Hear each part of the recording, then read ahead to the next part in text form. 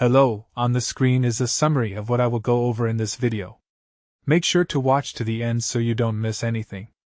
Muting someone on WhatsApp is a great way to silence notifications without actually blocking them, and I'm going to walk you through exactly how to do it in 2026. Step 1. Open WhatsApp and find the conversation you want to mute. Look at your chat list and locate the contact or group that's sending you too many notifications. You can scroll through your chats or use the search function at the top to find them quickly. Step 2. Long press on the conversation to select it, and bring up your options menu. This action reveals several choices including archive, pin, and mute. Make sure you're holding down on the chat until the menu appears. Step 3. Tap the mute icon or mute option from the menu that appears on your screen. You'll see different mute duration choices like 8 hours, 1 week, or 1 year.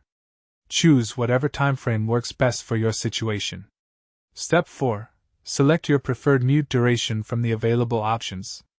If you want to mute them temporarily, pick 8 hours or 1 week. For longer-term peace, select 1 year or permanently mute them. Step 5. Confirm your selection and the contact will now be muted without being blocked. You won't see notifications from them anymore, but they can still message you and the conversation stays in your chat list. The person has no idea you've muted them, and if you ever want to unmute, you can repeat these steps anytime.